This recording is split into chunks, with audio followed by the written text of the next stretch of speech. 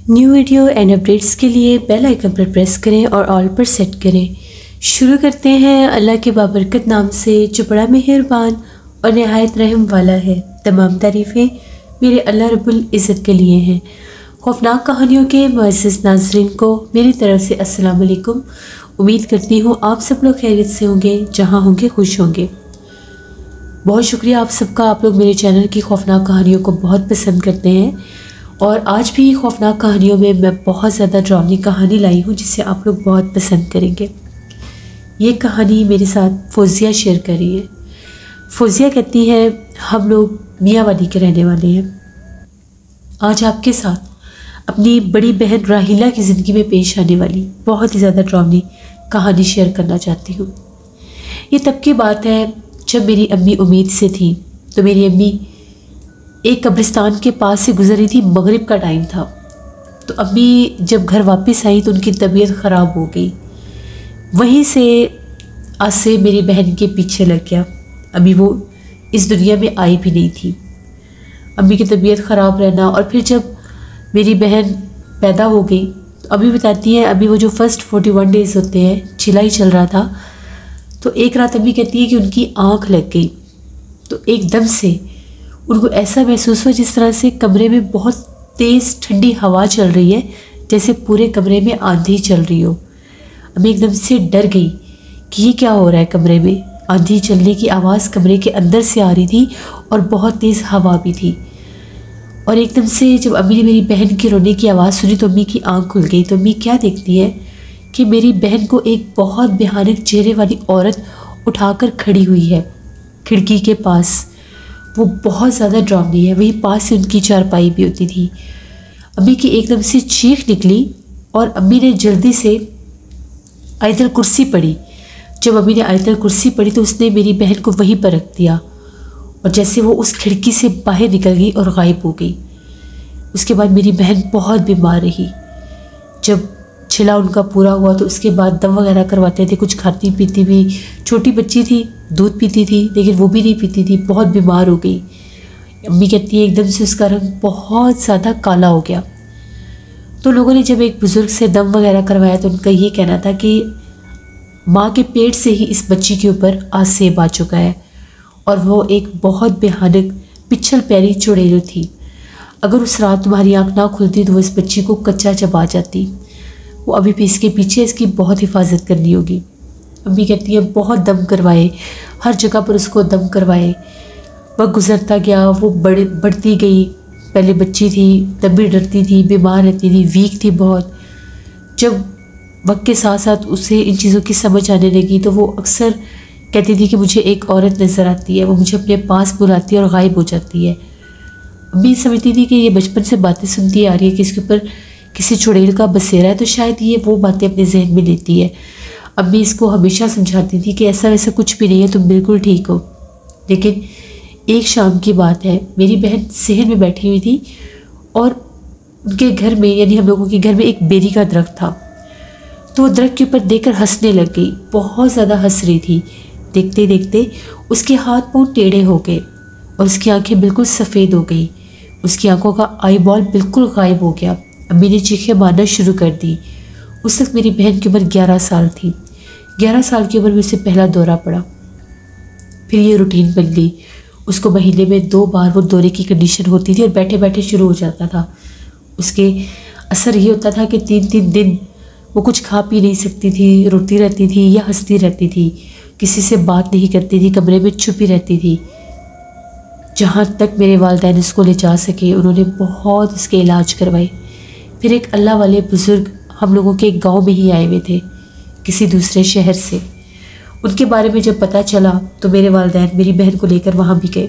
हम लोग उस वक्त बहुत ज़्यादा छोटे होते थे। हम लोग देखते थे उसको रोते हुए, लेकिन समझ नहीं आती थी वो हरकत रोती क्यों रहती है और उसका हुलिया भी बड़ा अजीब सा होता था। तो जब वहाँ पर लेकर गए तो उन्होंने एक तावीज़ दिया। वो तावीज़ मेरी बहन के गले में डाला तो मेरी बहन ठीक हो गई, बिल्कुल नॉर्मल हो गई। ना वो दौरे की कंडीशन आती थी, ना उसकी हालत ख़राब होती थी। उस वक्त मेरी बहन की उम्र जो थी वो 16 बरस हो चुकी थी। उन बुज़ुर्ग ने ये कहा, इसकी शादी कर दो, इसकी शादी कर दोगे तो अभी इस तावीज़ के असर में अगर इसकी शादी हो गई तो वो आसेब इसकी जान छोड़ देगा, यानी वो चुड़ैल इससे पीछे हट जाएगी। तो मेरे कज़न के साथ ही मेरी बहन की शादी हो गई। शादी के बाद वो बिल्कुल ठीक रही, उसको कभी दौरा नहीं पड़ा, ना ही वो बीमार हुई।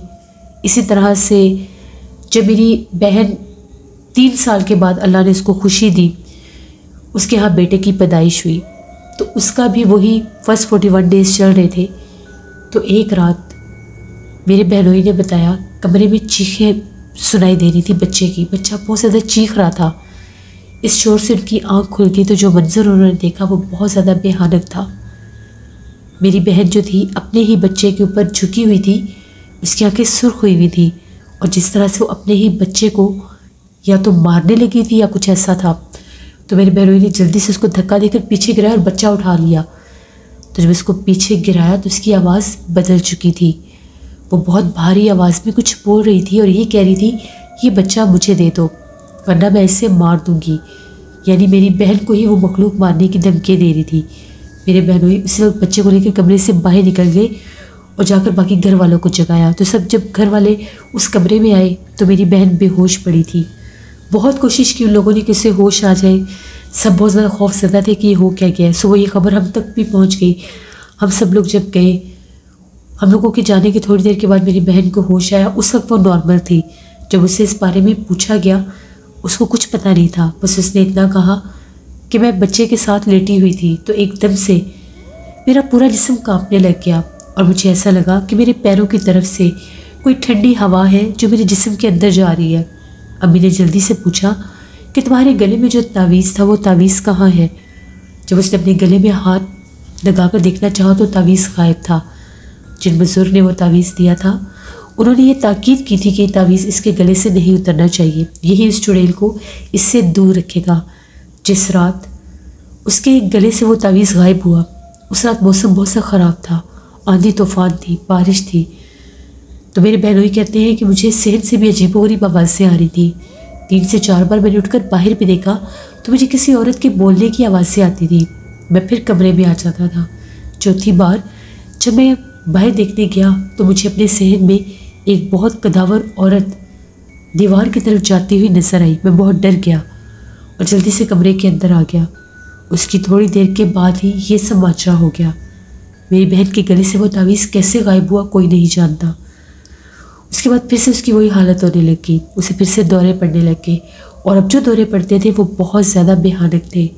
अब उसकी हालत इस हद तक ख़राब हो जाती थी कि उसको बांधना पड़ता था, क्योंकि उसके पास से उसके सामने जो कोई भी होता था वो उसको मारना पीटना शुरू कर देती थी और उसकी आवाज़ भी बदल जाती थी। उन बुजुर्ग की बहुत खोज लगाई गई, बहुत ज़्यादा हर जगह पर उनको ढूंढा गया। जिस शहर से थे उस शहर भी गए, चप्पा चप्पा छान मारा, उनका कहीं पता नहीं था। 6 माह तक मेरी बहन की वही हालत रही। वो कांटे की तरह सूख गई थी। उसे ये भी नहीं पता था कि उसका कोई बच्चा भी है। बच्चा उसको देते ही नहीं थे, यही डर था कि कहीं ये बच्चे को जान से न मार दे। 6 माह के बाद मेरी बहन की हालत ऐसी होगी कि शायद वो ज़िंदा नहीं बचेगी। दौरे पड़ने के बाद वो बहुत ज़्यादा कमज़ोर हो जाती थी, कुछ खाती पीती नहीं थी। 5-5 6-6 दिन कमरे में बंद रहती थी। उसकी ज़िंदगी बहुत ज़्यादा मुश्किल में थी, बच्चे को भी नहीं संभाल सकती थी। 6 माह के बाद अल्लाह का करना कुछ ऐसा हुआ कि हमें किसी ने ख़बर दी उन बुज़ुर्ग के बारे में।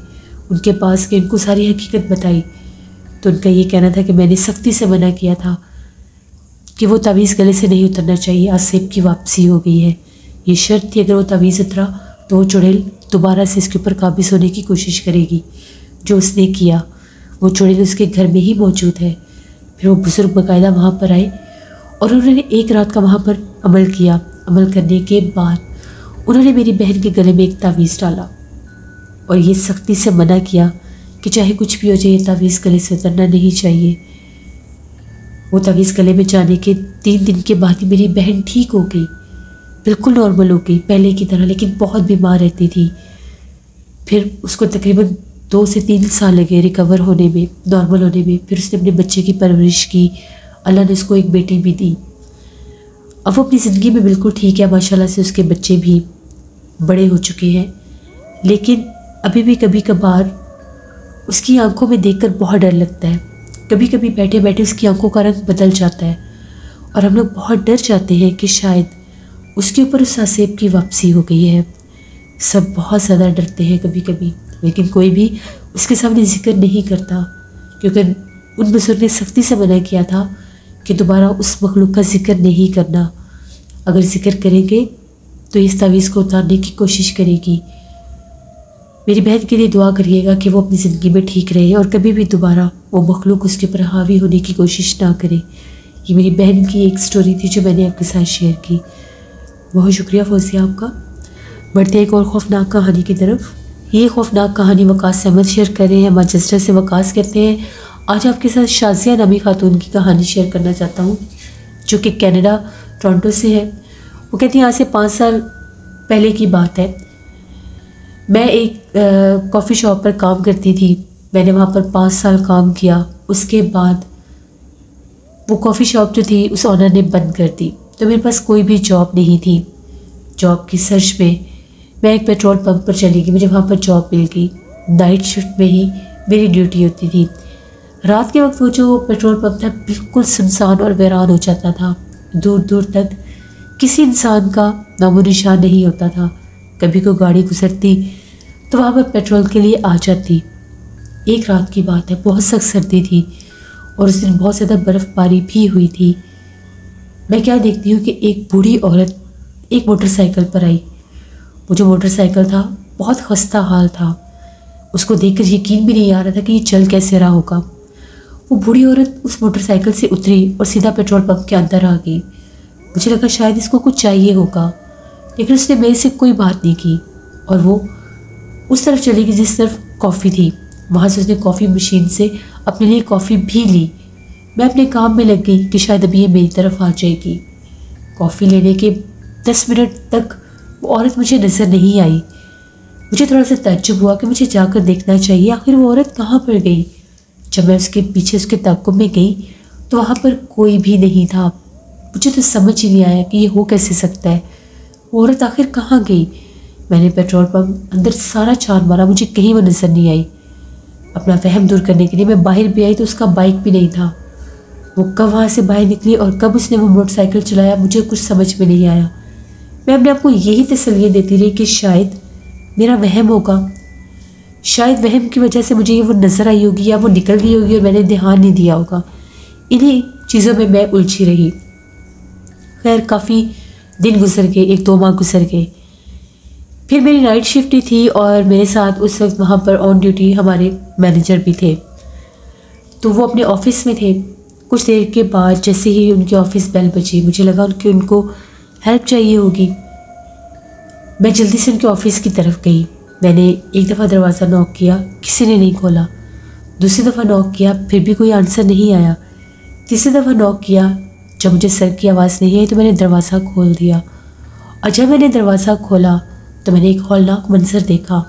हम लोगों के मैनेजर जो थे वो खून में लथपथ अपनी कुर्सी पर थे और उनके चेहरे और आंखों को बुरी तरह से किसी ने नोचा हुआ था और उनकी डेथ हो चुकी थी।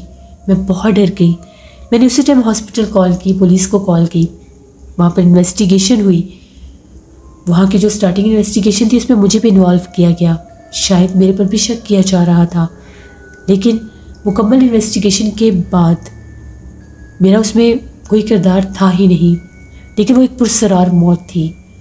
कहा यह गया कि इनकी अचानक से डेथ हो गई, लेकिन ये एक क्वेश्चन मार्क था कि इनके चेहरे के ऊपर वो निशानात कैसे थे, किस तरह से उनके चेहरे और आंखों को किसी ने नोच दिया था। मेरे जहन में रह रहकर वही पुरसरार औरत आ रही थी जिसको मैंने उस बर्फ़बारी वाली रात को देखा था। हो ना हो मेरे जहन में वही आती थी और मुझे बार बार कोई ये बात सोचने पर मजबूर करता था कि उसी पुरसरार औरत का शायद वहाँ पर बसेरा था। वो कोई इंसान नहीं थी, कोई गैर मरी मखलूक थी जिसने उस रात मैनेजर पर भी हमला किया और उसको जानी नुकसान दे दिया। क्योंकि जब मैनेजर अपने ऑफिस में थे तो उस तरफ से कुछ ऐसी आहटें महसूस हो रही थी जैसे उस तरफ कोई चल फिर रहा है। उसके बाद मैंने वहाँ पर काम करना छोड़ दिया क्योंकि मेरे में हिम्मत ही नहीं थी। मुझे बहुत डर लगता था क्योंकि मेरी ड्यूटी ही नाइट शिफ्ट में थी। तो ये एक स्टोरी थी जो वकास अहमद ने शाजिया की शेयर की। बहुत शुक्रिया वकास साहब का। वैसे ये थी आज की खौफनाक कहानी। अपना फीडबैक मुझे ज़रूर दें, आप लोगों को कैसी लगी। आप लोग भी अपनी खौफनाक कहानियाँ शेयर कर सकते हैं डिस्क्रिप्शन बॉक्स में दिए गए ईमेल आईडी dosheermirk57@gmail.com पर। इसके अलावा आप लोग मुझे कमेंट बॉक्स में भी स्टोरी शेयर कर सकते हैं। मेरा कुछ गला ख़राब है, इस वजह से मैं सेकंड चैनल पर भी स्टोरी नहीं दे रही। इंशाल्लाह कल मैं इस चैनल पर भी स्टोरी ऑन एयर करूँगी, उसको भी विज़िट करिएगा, हॉरर स्टोरीज़ उर्दू को। और जिन लोगों ने अभी तक सब्सक्राइब नहीं किया मेरे चैनल हॉरर स्टोरीज़ उर्दू को भी सब्सक्राइब करें। वहाँ पर आप लोगों को हॉरर नॉवेल्स भी मिलेंगे और हॉरर स्टोरीज़ भी मिलेंगी। इंशाल्लाह कल आप लोगों के साथ फिर मुलाकात होगी किसी नई खौफनाक कहानी में। जितने भी मेरे चैनल पर नए सब्सक्राइबर्स आ रहे हैं, जितने भी मेरे चैनल पर नए व्यूअर्स आ रहे हैं, उन सबको मैं अपने चैनल पर मोस्ट वेलकम कहती हूँ। इसी तरह से मेरे चैनल का हिस्सा बनते रहें। इसी तरह से मेरे चैनल को आगे लेकर जाना है आप लोगों के एक सब्सक्रिप्शन बटन ने, और मुझे ज़्यादा से ज़्यादा आपकी सपोर्ट चाहिए। अपना बहुत सा ख्याल रखिएगा। अपनी ढेरों दुआओं में मुझे, मेरी फैमिली, मेरे पूरे पाकिस्तान को याद रखिएगा। Thank you for listening my stories. Stay blessed. अल्लाह निगहबान।